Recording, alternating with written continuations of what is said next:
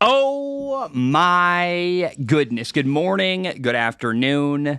Whatever it is for you, I hope you're having a fantastic day. My name is Zach Schomler. This is Strong Opinion Sports, episode 634. Welcome in.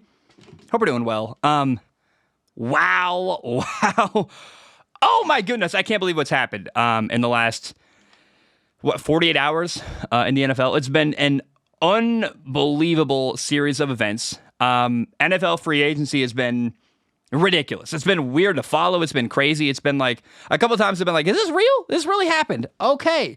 There's a lot to break down. I'm not going to lie to you guys. I cannot get to everything. I think that's physically impossible. It's an unrealistic expectation for me to be like, yo, let me talk about every single move that happened in free agency. First of all, I'm not interested in every single move that happened in free agency. But second of all, it's been crazy. Like I really don't. It's been wild, man. If you follow the NFL at all, it's been a very entertaining, really insane couple of days. And personally, I'm really, really passionate about the quarterback position. And just the quarterback position alone, it's been a really wild couple of days with, frankly, a couple shocking moves that I did not see coming at all. I'm very surprised by.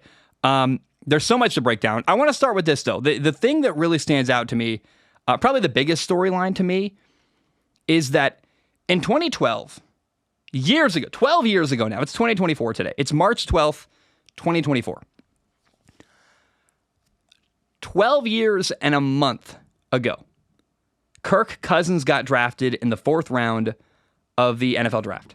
The same draft, by the way, that had Andrew Luck and RG3. And by the way, Kirk Cousins was drafted in the 4th round, I think the 7th pick of the 4th round, by Washington, to be the backup quarterback to Robert Griffin III, the guy who won the Heisman Trophy. So you have the Heisman Trophy winning quarterback. Oh, and Andrew stinking Luck, the guy who was viewed as the Messiah, like the most prepared quarterback we've ever seen coming into the NFL from college. People viewed him as like the next John Elway.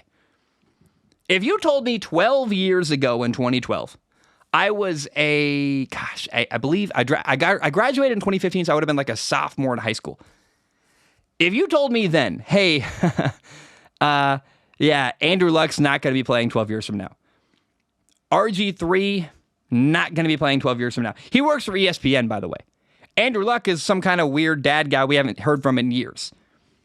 No, the guy who just signed a 4-year, $180 million contract, $100 million guaranteed, the new quarterback of the Atlanta Falcons. It's none other than Kirk Cousins. I would have said, that's shocking. But that's exactly what happened, right? Kirk Cousins outlasted Andrew Luck. I don't want to get into RG3's career. There's a lot going on there. RG3 will tell you one story. It's a mixed bag there, but it's wild that Kirk Cousins just did what he did. He's coming off a torn Achilles. Just got he got $100 million guaranteed, signed a $180 million contract. He's viewed as now the franchise quarterback in Atlanta, which is really cool. But before we get into the excitement, because Falcons fans have waited for so long to have another franchise quarterback. They had Matt Ryan. He got old. He left. It's been a couple of years. They've been waiting. And if you watched any Atlanta Falcons football last year, what did Marcus Whitman come on the show and say? Marcus Whitman said that Desmond Ridder, the Falcons quarterback last year, was the worst quarterback to start multiple games in the NFL last year. He was awful.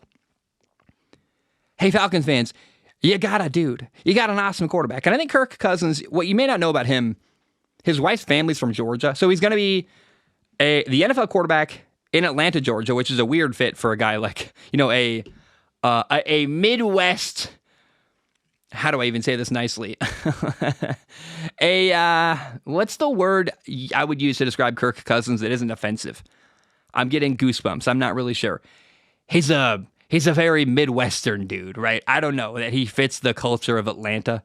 It's a bit disappointing there. I really wanted Justin Fields in Atlanta. I thought that was going to be awesome. I thought it was a surefire move that was going to happen. Instead, we get Kirk Cousins, who has really surpassed any expectations that were given to him when he was drafted. He was drafted to be a backup behind RG3. Now he's a Falcons franchise quarterback. He's 35 years old, coming off a torn Achilles. This is the Falcons offense now. Kirk Cousins at quarterback. Bijan Robinson and Tyler Algier at running back. Kyle Pitts at tight end, a matchup nightmare theoretically. Drake London at receiver. Oh, and by the way, the Falcons also just signed Darnell Mooney to a 3-year, $39 million contract. I personally am so dang excited, right? I had to watch the Falcons last year, and the last couple of years, quite frankly, and I wanted to rip my eyeballs out. I really hated the offense they ran with Arthur Smith as their head coach. Arthur Smith didn't trust quarterbacks. He didn't seem to understand, hey, you know the guys you drafted in the first round? You know the most talented players on your offense? You kind of should throw them the ball. Well, you know, maybe just a crazy concept. I'm really excited for what's going to happen in Atlanta this offseason, or guys, this fall, later this year. Later in 2024. We get to watch Kirk Cousins play quarterback for Atlanta. And I'm just hoping it's a good move. I'm hoping it works out. But more than anything, I'm pleasantly surprised, right? I think they got a really good quarterback. I don't know how many years he's going to be the guy in Atlanta. He's aging. He's 35, coming off a torn Achilles, but I'm hopeful. I really am. They got an awesome head coach, and I'm just really, really praying that Atlanta can be good with Kirk Cousins. It would be awesome. The division's up for grabs. I love Baker Mayfield in Tampa. I think he's awesome. But Tampa's not a huge threat. New Orleans seems like a weird mess. Carolina's awful. Easily, by far, the favorites to win the division in the NFC South this fall should be Atlanta. I'm very excited about it. It's going to be really fun. And, hey, Falcons fans, you did it. You got a quarterback. Finally. One to follow up Matt Ryan. He's actually probably pretty similar to Matt Ryan. He's just a little more nerdy, a little more boring. Although, you know what? Who's less boring, Matt Ryan or Kirk Cousins? What a question. What a question. What do you think, guys? In the audience, is Matt Ryan more boring than Kirk Cousins? Probably, right? I never saw a picture of Matt Ryan wearing gold chain, shirtless on a plane. So maybe, milk toast is the word, I guess, that comes to mind when I think of Kirk Cousins. And I don't know, man. It's going to be really fun. Kirk Cousins is a new starting quarterback in Atlanta. And, man, I hope it happens. I hope it's going to be fun. By the way, who's going to be the Vikings quarterback next year? That's a big looming question. They do have the number 11 overall pick. It feels likely that the Vikings are going to draft a quarterback this year. I don't know who's going to be available. If they can find a way to draft Jaden Daniels, I would be ecstatic. I think that's a great move. I wonder if they can, it's too late now. I was hoping Cameron Ward would come out of college and the Vikings could draft him. That's not going to happen. Bo Nix, Michael Penix Jr., I don't really like either of them as the future Vikings quarterback. I'm not that excited by that thought. The Vikings did sign former first-round pick Sam Darnold to a 1-year, $10 million deal, which, by the way, it's funny that Sam Darnold's making like 10 times the money of Brock Purdy, the guy he was the backup to last year in San Francisco.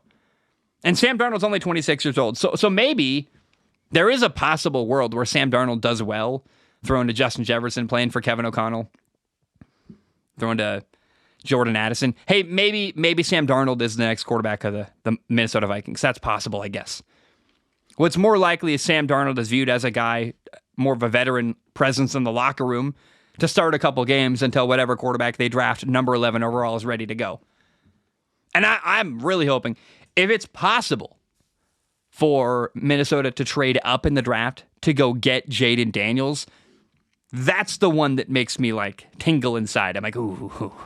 Kevin O'Connell's offense with Justin Jefferson, Jordan Addison, TJ Hawkinson, a bunch of weapons going on in Minnesota, and a really talented quarterback, Jaden Daniels, who can run the ball and throw all over the field.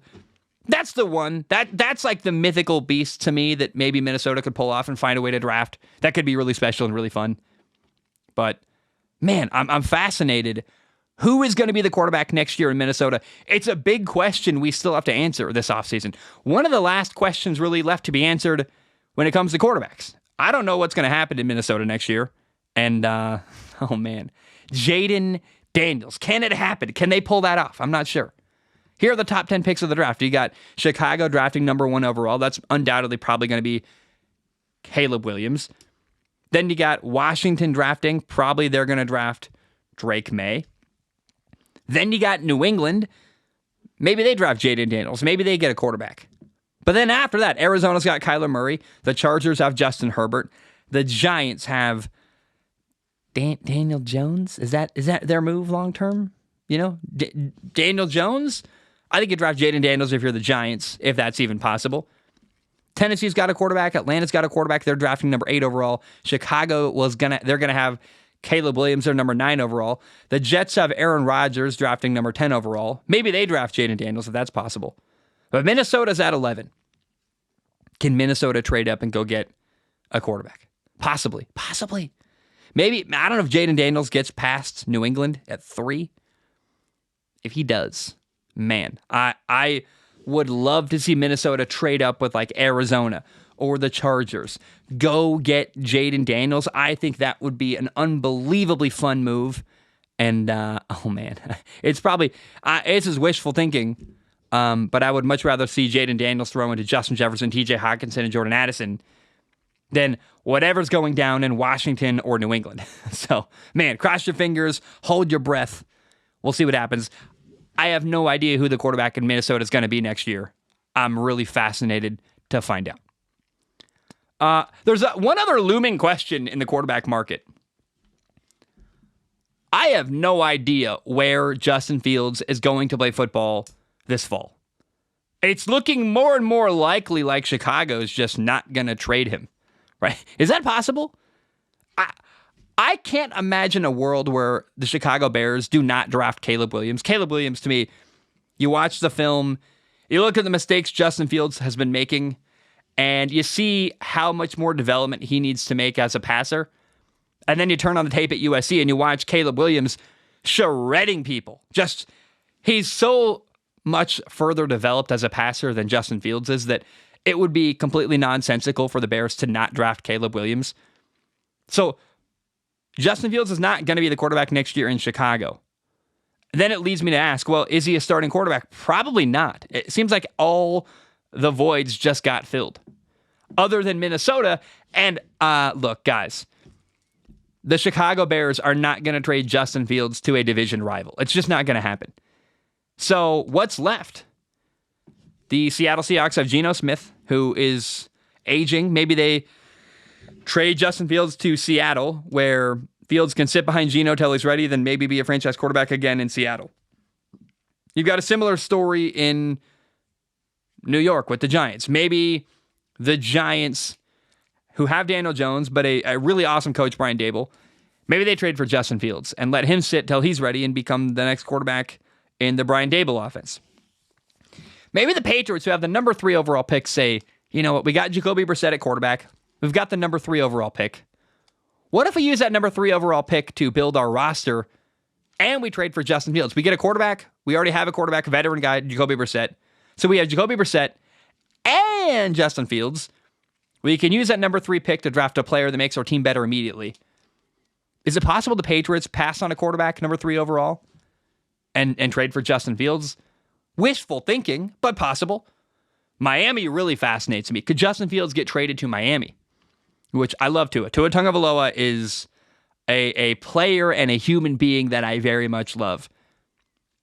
But Tua does have a concern. He gets hurt from time to time. He is known to occasionally miss a game as the Miami Dolphins starting quarterback. And you know what I'd love to see? Justin Fields playing with Tyreek Hill and Jalen Waddle and Mike McDaniel calling the plays. That's a fun thought. Maybe Justin Fields is the perfect backup in Miami. All right, so that's like a really exciting thought. And Tua is a player that a lot of people aren't sure whether he's very good or not. I think he's pretty good. Is he amazing? No. Does he have the potential that Justin Fields has? Probably not. He's not as good of an athlete, that's for sure. Hey, if Tua gets hurt week 5 and like for 5 weeks, Tua's not going to play in Miami, I think it'd be really fun to watch Justin Fields play quarterback in Mike McDaniel's offense. That's a fun idea to me. Pittsburgh is an idea. Pittsburgh has Russell Wilson now. We'll talk about that later. But maybe Pittsburgh makes a move to go get Justin Fields from Chicago. That interests me. And then you got the New Orleans Saints. Derrick Carr is their quarterback right now. They gave him a ton of money. Look me in the eyeballs. Guys, is Derrick Carr the long-term answer in New Orleans? I don't think so. I'd like that to be wrong. And I don't know that Justin Fields is a guy who really reasonably could beat out Derrick Carr. But New Orleans has a lot of talent. I think Justin Fields would be a lot of fun to watch in New Orleans. But those are the 6 teams that come to mind, and maybe places where Justin Fields could play next year. Seattle, the New York Giants, the Patriots, Miami, Pittsburgh, or New Orleans. The only other team that comes to mind is maybe the Las Vegas Raiders, who just signed Gardner Minshew to a 2-year contract. Maybe the Raiders make a move to trade for Justin Fields. So 7 teams I've come up with that maybe are a landing spot for Justin Fields, but that's a massive question. Where is Justin Fields going to play football next year? And is it possible it's just Chicago? Is he just going to be the backup quarterback in Chicago this year? That would be... I can't imagine that happening. I really don't think you draft his replacement and keep him. It feels just kind of icky. And I don't know that that's good for Caleb Williams to have Justin Fields on the same roster. He was the starting quarterback last year. He's a former first-round pick. If you're going to draft Caleb Williams, you should probably move on from Justin Fields and get rid of him, my opinion. But we'll see what happens. A big thing happened. Another quarterback who was drafted in 2012, by the way. We talked about how Kirk Cousins was drafted in 2012. Again, look back at the 2012 draft. You had Andrew Luck, RG3. Guess which 2 quarterbacks made the most money out of the 2012 NFL draft?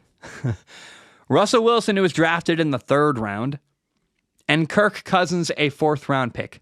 Wild. But Russell Wilson got cut by Denver, and he signed a 1-year deal in Pittsburgh. Now, Denver, the Broncos are going to pay Russell Wilson $38 million this fall to play this year in Pittsburgh, which is really wild and interesting. The Pittsburgh Steelers also have Kenny Pickett. Oh, man, I am not a fan of Kenny Pickett at all. I mean, I'm sure he's not a nice human. I have no doubts about that. But he's been so ineffective, inaccurate. He's not very mobile. I don't know what Kenny Pickett brings to the table that makes him an attractive quarterback. I think at minimum, Russell Wilson's better than Kenny Pickett. I don't think that's hard to reach that conclusion. And my number one problem with Russell Wilson is that he just comes across as a guy who is aloof. And maybe the word is disconnected from normal society. Russell Wilson got so rich and so famous that he just...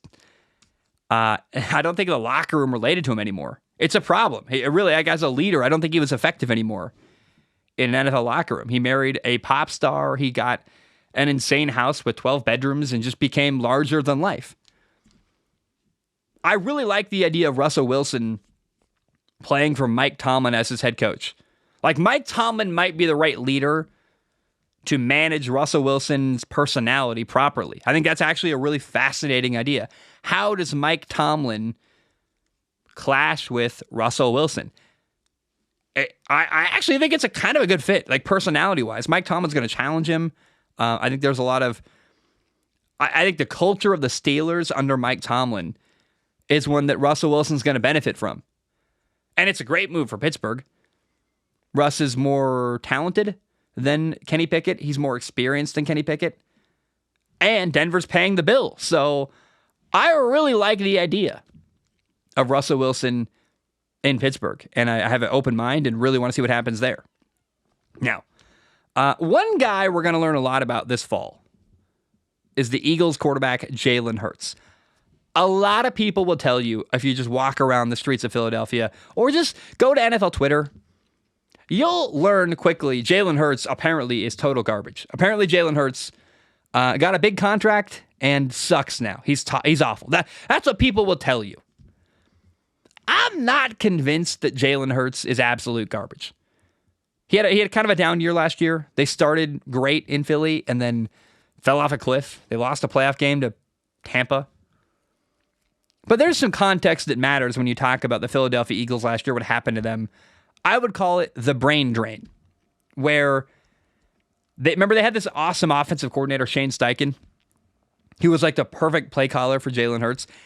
He left the team. He went to Indianapolis, became their head coach and play caller there. So you lost your awesome offensive coordinator. You bring in Brian Johnson. He didn't work. He got fired. So I wonder how much of what went wrong for Jalen Hurts last year was just the team was struggling. You had a defensive coordinator who got fired. You had an offensive coordinator who got fired. Now you look at Pittsburgh, what they added. They brought in Kellen Moore as offensive coordinator. They hired a defensive coordinator, Vic Fangio. They added a bunch of players. Philadelphia just signed Saquon Barkley at running back, defensive end Bryce Huff, safety C.J. Gardner-Johnson, receiver Devontae Parker. They added a linebacker, Brian Bond, and a guard, Matt Hennessy, on the offensive line. There's been a lot of support just given to Jalen Hurts, both on the offensive side of the football and the defensive side of the football. So I look at last year for Philly and Jalen Hurts and go, I'm willing to say it was a down year with a lot of turmoil when it came to coaching and personnel decisions, and it's hard to be great for an extended period of time in the NFL. Maybe what happened with Jalen Hurts was just some bad luck, some lack of support around him. But you can't have a bad year in back-to-back seasons. You can't sign a massive contract and then struggle 2 years in a row. I think it's very likely that Jalen Hurts looks at last year, watches a ton of film, and comes back better than before. When Jason Kelce retired, the former Eagles starting center, he told the story about 2016 where 2016 was his worst year of his career. He was getting run out of town in Philadelphia. People wanted him gone. Then the next year in 2017, Kelce had his best year. Jason Kelce had his best year as an NFL player in 2017. Is it possible we see a similar story arc for Jalen Hurts? They gave him some weapons, Saquon Barkley, Devontae Parker, added some support on defense, got two great coordinators on offense and defense, Kellen Moore and Vic Fangio. We are going to learn a lot about Jalen Hurts this coming fall in 2024, and I am very, very excited for that. I want to give some praise or recognition, or I want to share some excited thoughts about the re-signed quarterback in Tampa. Baker Mayfield signed a 3-year, $100 million contract to stay in Tampa with the Buccaneers. It's really, really cool. Baker Mayfield, it's going to be $30 million in 2024, $30 million in 2025, including $20 million guaranteed, and then $40 million in 2026.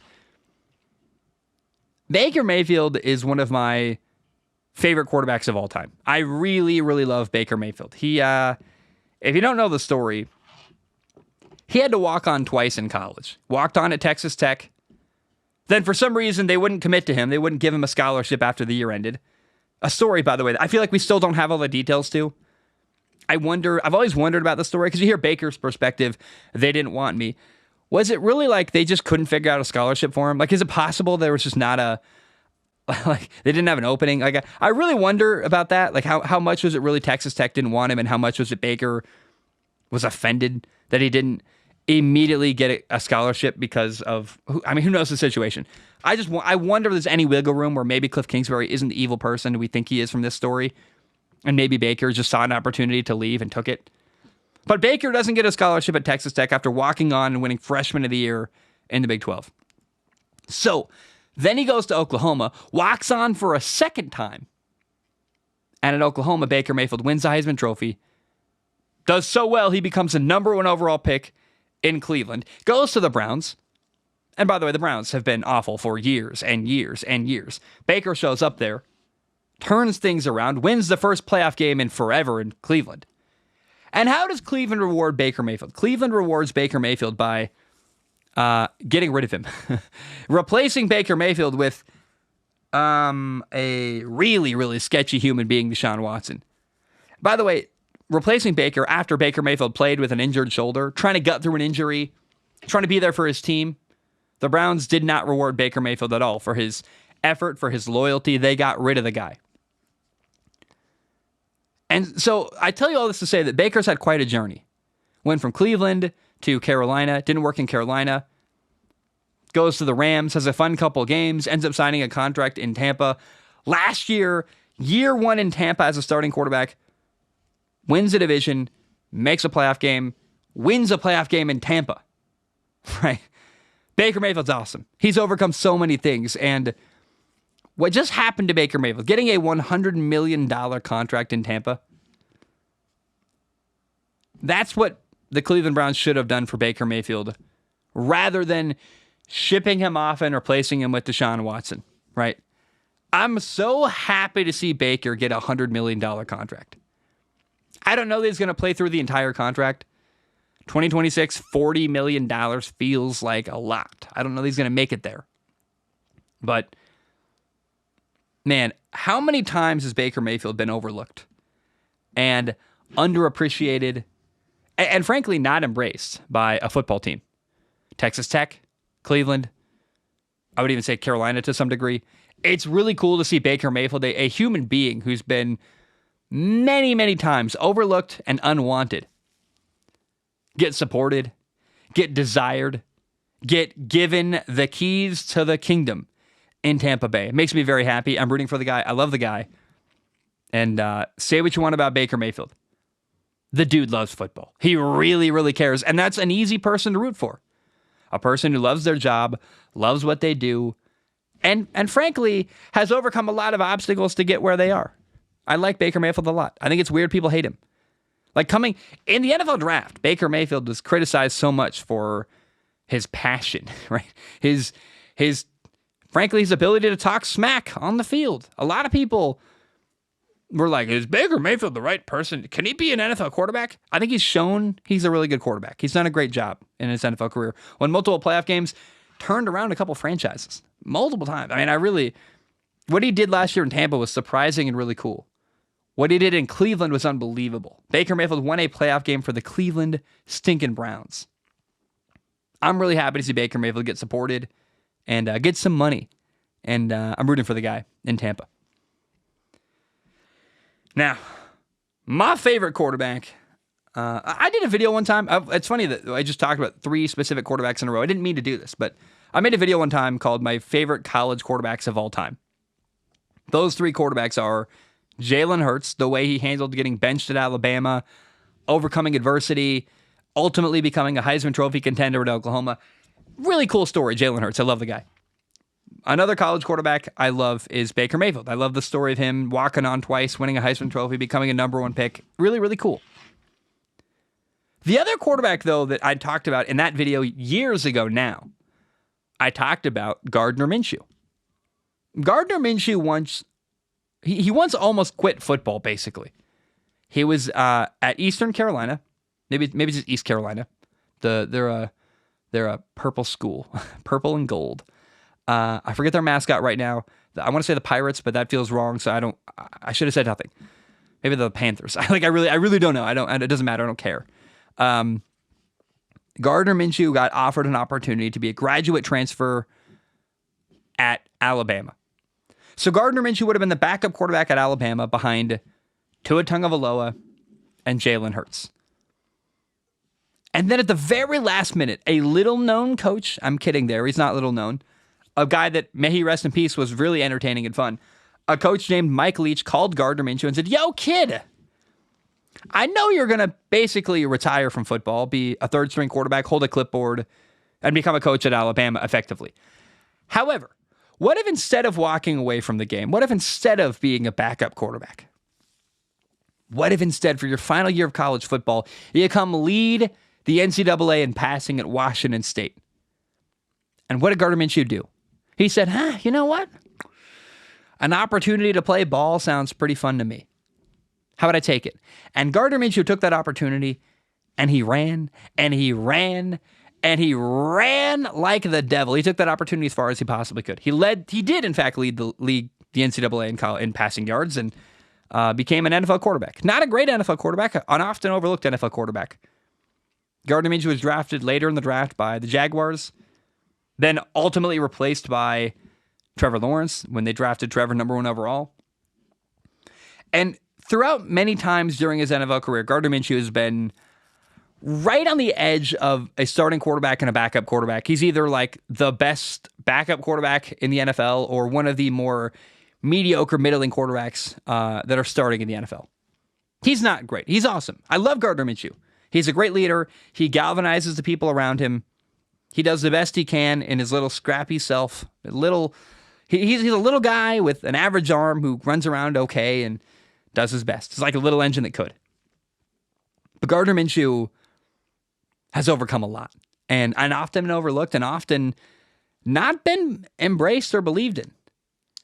And the fact that Gardner Minshew almost chose the opportunity to be the third string quarterback at Alabama, effectively, which would have ended his football career, right? He would have become a third string quarterback at Alabama and taken that opportunity to become a coach at Alabama under Nick Saban, which, look, as far as normal people go, that's a great opportunity.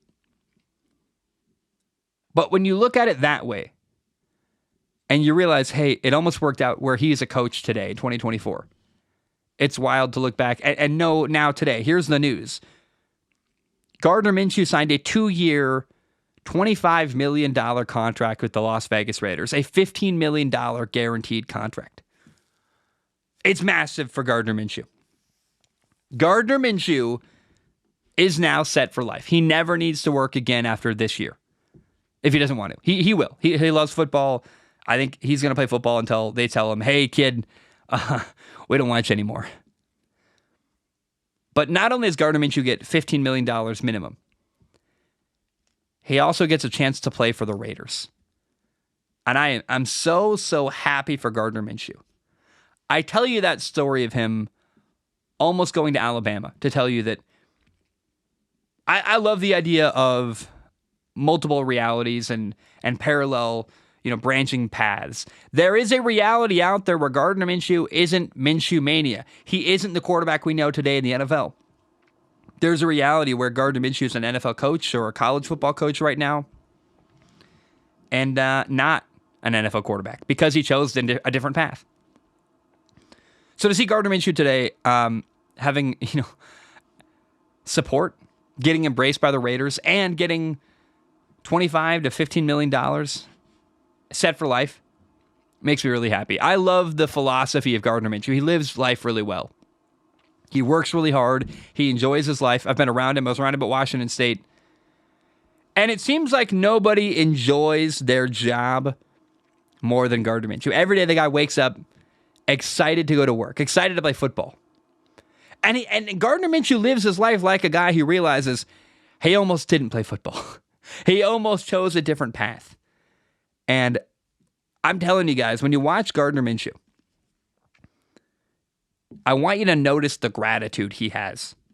The gratitude for the opportunity. The gratitude for every little thing that happens, right? He also got last year replaced. He went to Indianapolis to be the quarterback. The same year they drafted Anthony Richardson.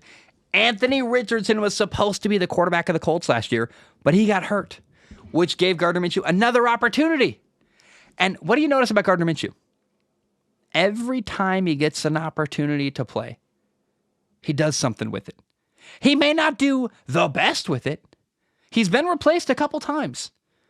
He was made the backup behind Anthony Richardson. He was replaced by Trevor Lawrence. But Gardner Minshew, you can't deny, has maximized his opportunity as a football player.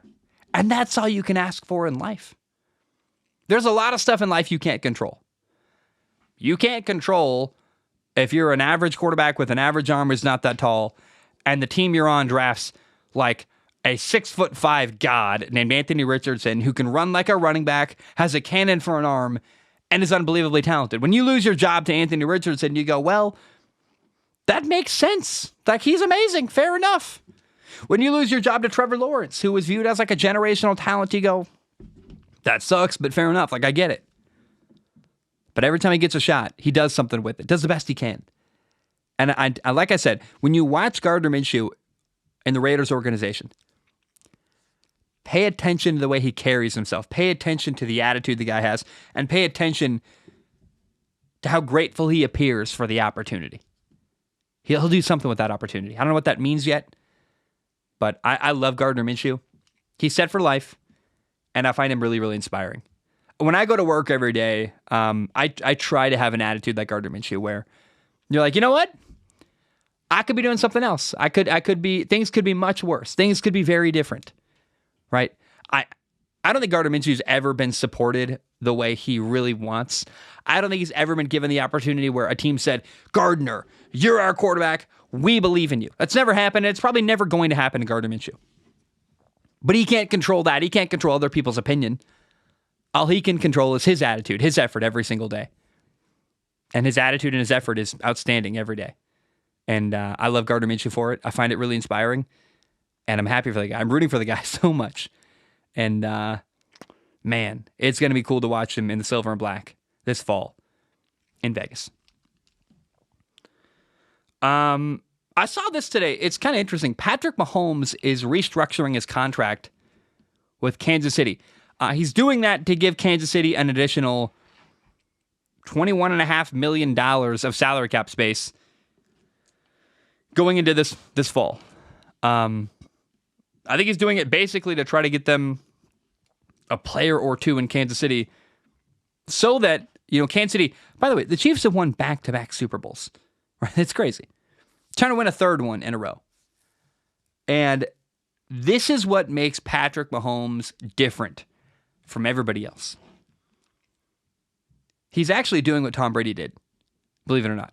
Patrick Mahomes signed an insanely massive contract that sounded big from the numbers perspective, but the reality is he's doing whatever it takes to win.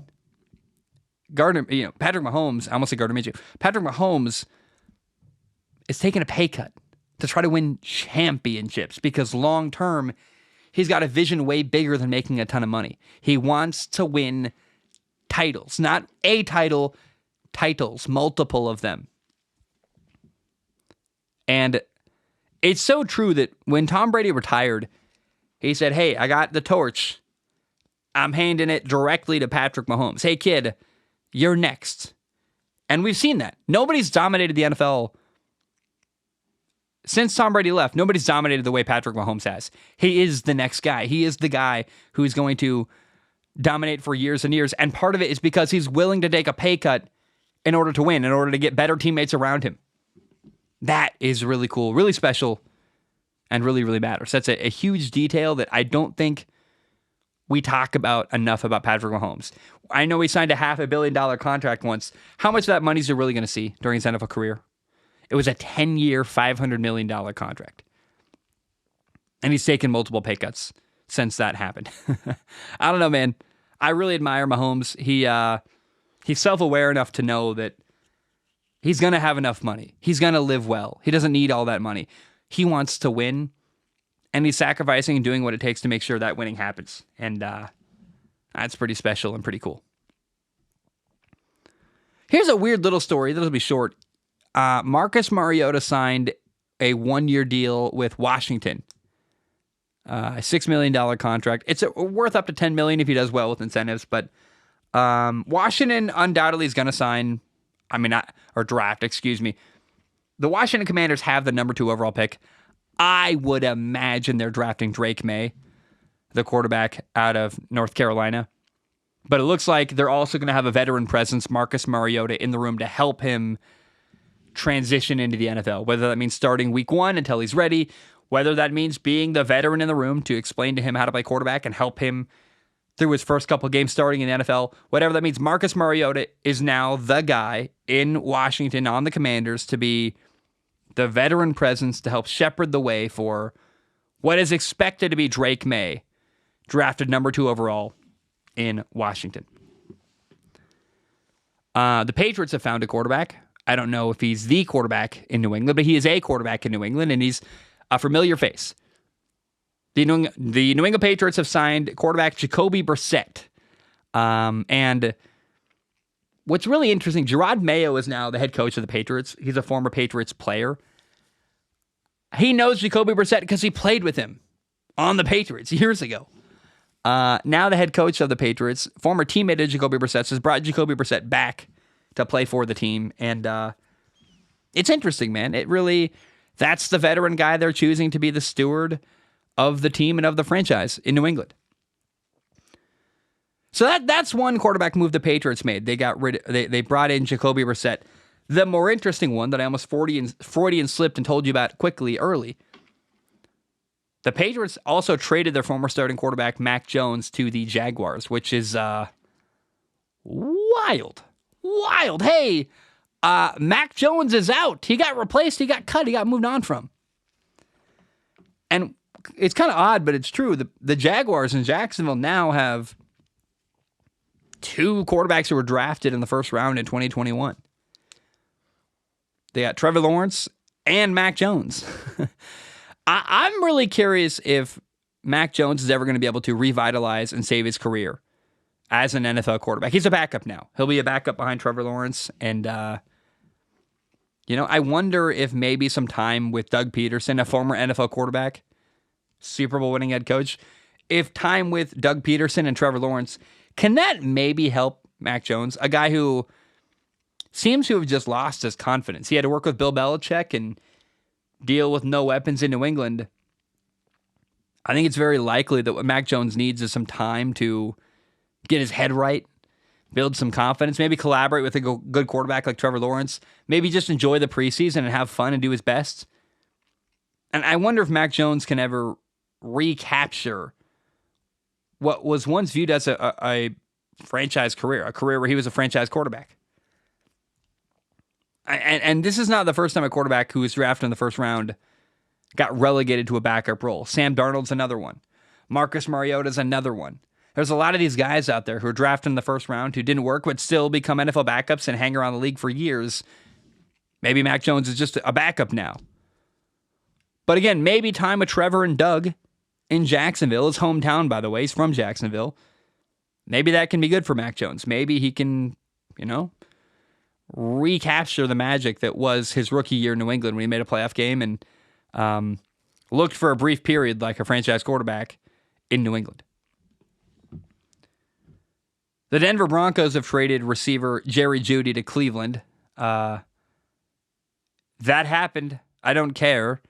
I'm not that excited. Jerry Jeudy really did not impress me in the many, many opportunities he got to impress me in Denver. I watched him drop a lot of balls. I watched him regularly not deliver in Denver.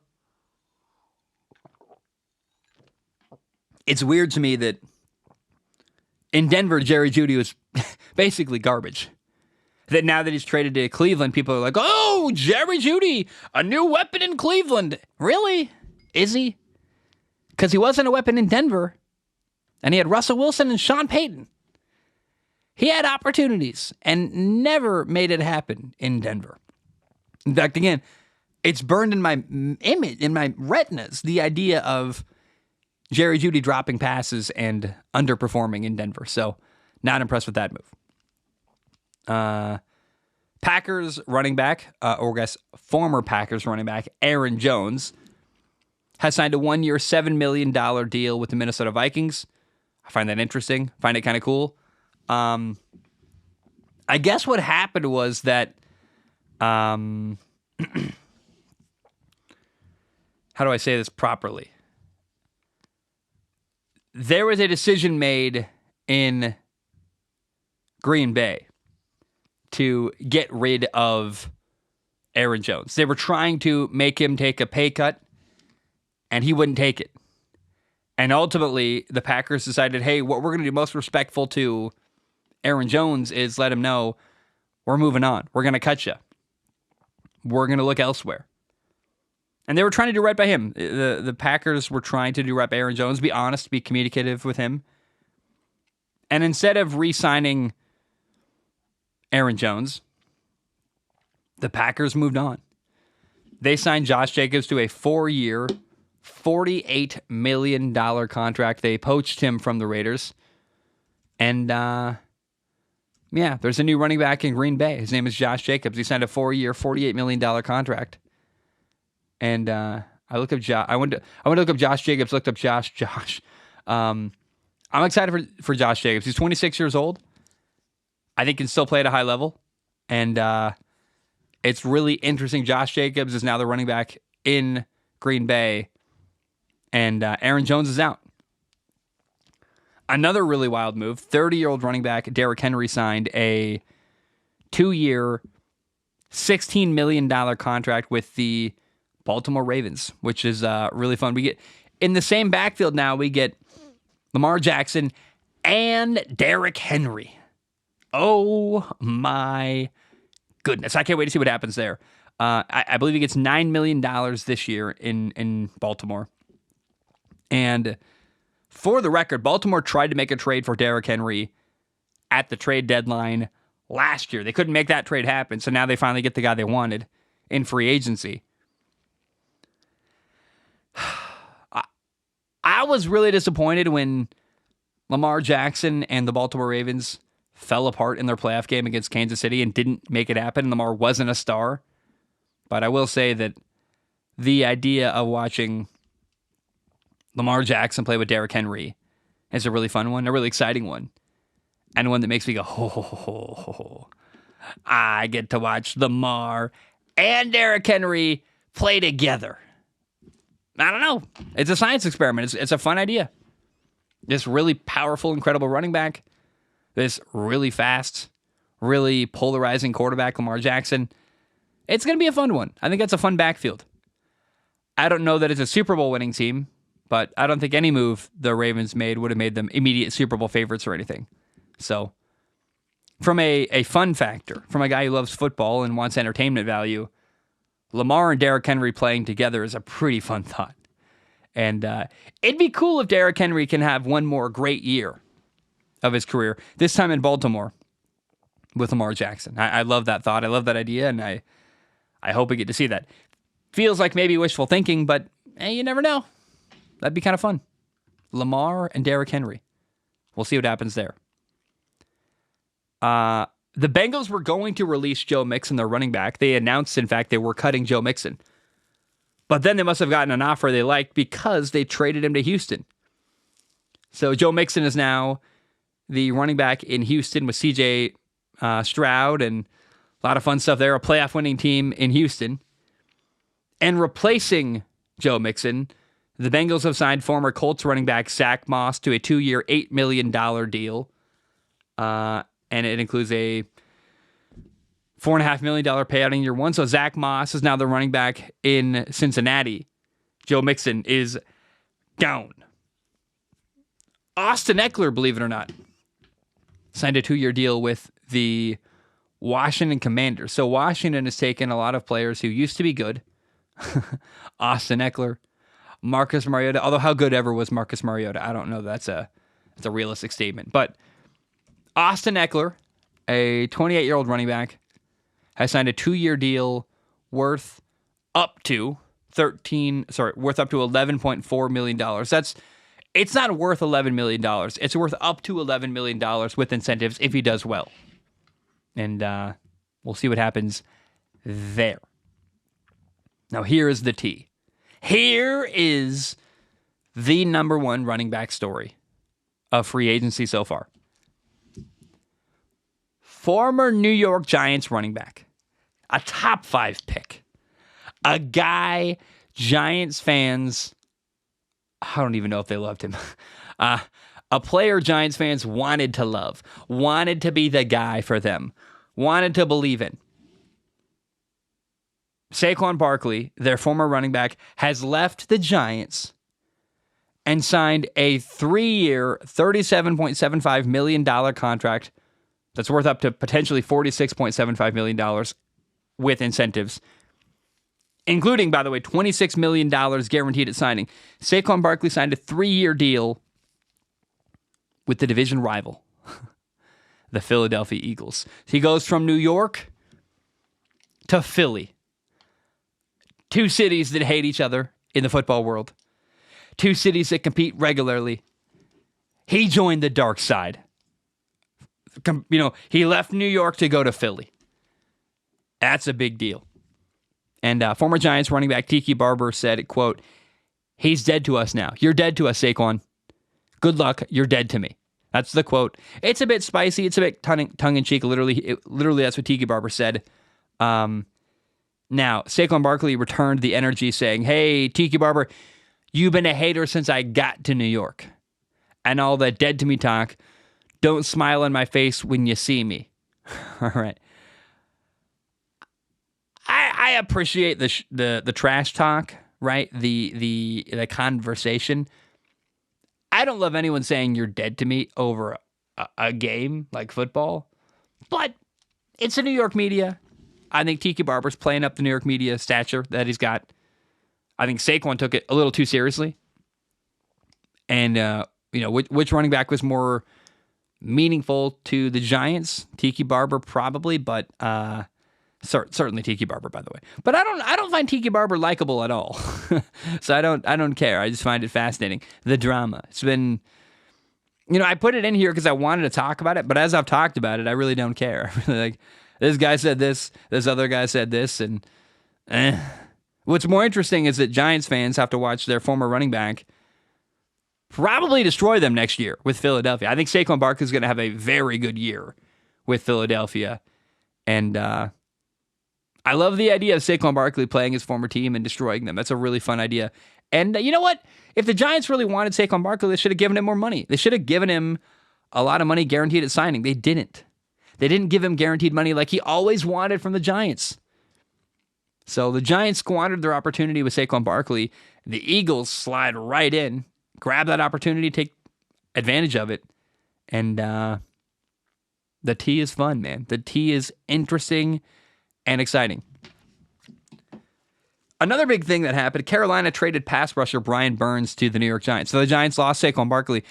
They did add a really good pass rusher. They added Brian Burns, who probably is a better, more effective, more impactful player than Saquon Barkley ever was. So the Giants' defensive line now has Brian Burns, Kayvon Thibodeau, and Dexter Lawrence. Like, frankly, a really good pass rush in New York with the Giants. Oh! By the way, the Giants gave Brian Burns a 5-year, $150 million contract. So they're rewarding the guy. Very cool to see. I love that. And what's even crazier, by the way, here is what the Giants traded for Brian Burns. They gave up a second-round pick, which is the number 39 overall pick, and a 2025 fifth-round pick in exchange for Brian Burns. The Giants didn't even have to give up a first-round pick to get a really, really good pass rusher, which is crazy. And that leads me to look with a sideways look at the Carolina Panthers. They tried to trade him. Sorry, let me back up. A lot of teams tried to trade for Brian Burns at the trade deadline last year, and they didn't want to get rid of him, right? The Panthers were not willing to take the offers they were given. So they said, we're not trading him at the trade deadline, even though they were out of the playoffs and terrible. Instead, they waited, and it cost them a lot. Carolina parted ways with Brian Burns and did not even get a first-round pick in return. Shame. Terrible decision-making from that general manager, from what's going on in Carolina. I find it baffling. I find it sad. I find it confusing. Now, the Panthers aren't all bad. They did do something I like, because the Panthers did trade for wide receiver Dionte Johnson from Pittsburgh. So they went out and got their young quarterback Bryce Young a new weapon. Dionte Johnson is going to get a roster bonus on Friday that the Panthers are now going to play. So clearly Pittsburgh didn't want to pay him. And here is what happened. Here's the trade. Pittsburgh gets Dante Jackson and a sixth-round pick. Dante Jackson's a defensive back. Carolina gets a seventh-round pick and a new receiver, Dionte Johnson, which I really like. I like that idea. Dionte Johnson is a new weapon for Bryce Young, the young quarterback in Carolina. And while I hate the Brian Burns trade, I do like them going and getting their young quarterback a new weapon on the offensive side of the football. And hey, there you go. That's fun and interesting. One other thing I want to talk about today. And there's so many moves that happen, I can't get to all of them. I'm one man doing the very best I can. And it's also 10:30 at night, and I work early. I got to get up at 5 a.m. And I somehow got to, edit this, upload it to the podcast feed so you can hear this tomorrow on Wednesday. Right? I'm doing my best. But here's a move I think for sure is going to work out very, very well. The New York Jets have signed defensive tackle Javon Kinlaw to a 1-year deal. Javon Kinlaw used to be a 49er. He's now teaming up with his former defensive coordinator, Robert Saleh, with the Jets. I thought Javon Kinlaw was just coming into his own as a defensive tackle, just scratching the surface of what he can do as a player. Now he's going to play for Robert Saleh in New York, and I think it's a home run. I think Robert Saleh is going to whip Javon Kinlaw into shape, and it's going to be a really fun, really, really exciting move. All right. Guys, here's how we're going to end the show today. Let me make sure, before I promise this, let's make sure we have questions worth reading, okay? Today, I want to end the show with questions from Patreon. If you want to support the show, go to patreon.com/Zach Schaumler, patreon.com/Zach Schaumler. It's $1 a month. You can donate more if you want to. Please do. It literally pays my rent, but $1 a month gives you access to submit questions on the show. All right. Ty Greitzen says, "Go Giants, Brian Burns and other pieces. We are ready to go. What quarterback should the Giants go after in the draft for a perfect fit?" What do they do? I think the answer is Jaden Daniels. Jaden Daniels is the quarterback. No one's going to get Caleb Williams. I think Drake May is going number 2 to Washington. I'm not convinced that Bo Nix is going to work. I'm really skeptical of Michael Penix Jr. Got a lot of injury history that scares me. The quarterback that feels like the dark horse to be a superstar is our Heisman Trophy winning quarterback, Jaden Daniels. And wherever he goes, man, whether that's Minnesota trading up for him, whether that's playing for Brian Dable in New York, whether that's going to, look, I don't want to see him in New England because that just isn't, it's a place where quarterbacks go to die, basically. They don't get supported. There's no weapons there in New England. If the Giants can get their hands on Jaden Daniels, they absolutely should. And I love that idea. Adam says, "Let's go Giants." But is Kirk Cousins to Atlanta a steal? If he plays the same, they could honestly contend. I agree. Kirk Cousins to Atlanta is a really exciting move. I really love the idea of Kirk Cousins in Atlanta because I think they're a team that's so close to winning. They brought in a really awesome coach, a Raheem Morris, defensive coach, but I like him. Let me double check. I believe it's Zach Robinson. I remember being excited, and I don't want to... Falcons offensive coordinator. They brought in Zach Robinson, former Oklahoma State quarterback, a guy who I think could be potentially an up-and-coming offensive mind in the NFL. Zach Robinson is the offensive coordinator in Atlanta. The weapons are there in Atlanta. They've got Darnell Mooney, Drake London, Kyle Pitts, Bijan Robinson, Tyler Algier, an offensive line ready to go. It's been getting better every year. And now they got Kirk Cousins. I really think the pieces are there for Atlanta to have a fun and exciting offense. And, dude, I just really hope to God that I'm right. I hope it's what Atlanta needs. I think that's awesome. I think it's exciting. And I'm really, really fascinating. Now, let's end the show with this question from Colin. Colin says, "Zach, out of all the quarterbacks currently considered backups, they would not be starting if their quarterback room was totally healthy. Who would you most want as a franchise quarterback?